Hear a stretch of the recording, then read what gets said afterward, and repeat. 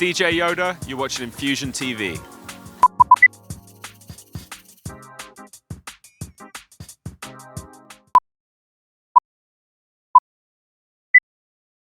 So here we are on Nasimi Beach, Infusion TV with DJ Yoda. Good to meet you, mate. Pleasure, absolute pleasure. It's been a few times we met actually, and we were just having a chat whilst the camera's off, and probably missed some of the best moments we're going to have in this interview. I'm not going to say anything good now. No, but we were saying it was your set yesterday at Sandance was about, for me and for a lot of people, an education with the crowds of exactly what's going on, and that was awesome, by the way.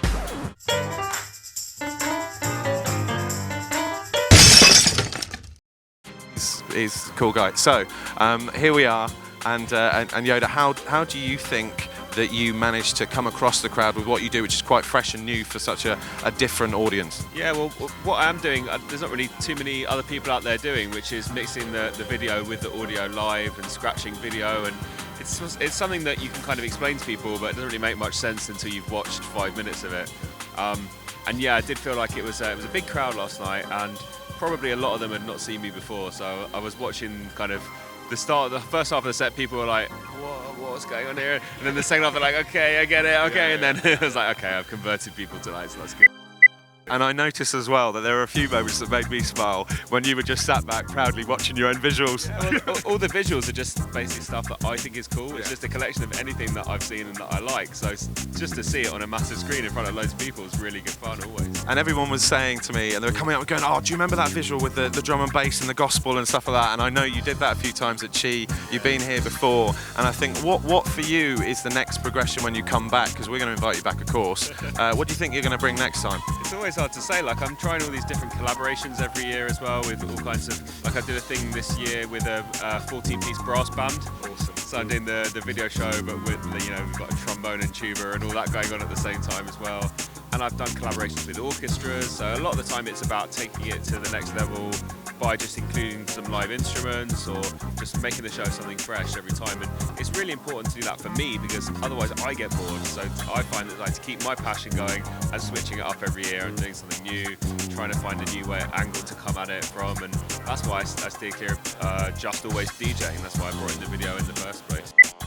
So, talking about all that and keeping up on the music, I mean, there's lots of technological advances, and I see the DJs at the moment. I know here the local DJs have such a breadth of technologies they're using.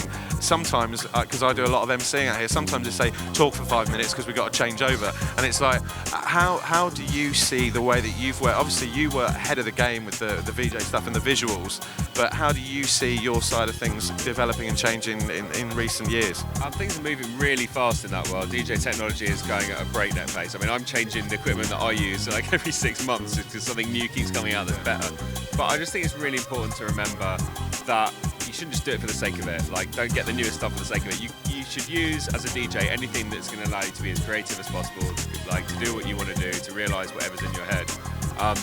But for me, the basis of what I do is hip-hop DJing, and it started with like a Creative Records, a mixer, 2 turntables. And I think that basis of understanding DJing from that is really important. And one of the things that's quite scary to me now is all like young kids starting DJing, and they're starting without ever having used turntables. And that to me is quite an alien idea, and I just hope that the art form of DJing and the heart of it doesn't get lost with all this stuff. So I embrace it, but at the same time, I kind of take it for what it is. Yeah, exactly. Mate, it's been an absolute pleasure. We're looking forward to having you here again. I could go on for ages. One of the best gigs ever, Coco Camden Gumball Rally. That was awesome. Guys, Infusion TV, DJ Yoda, legend, pleasure. Thank you very much.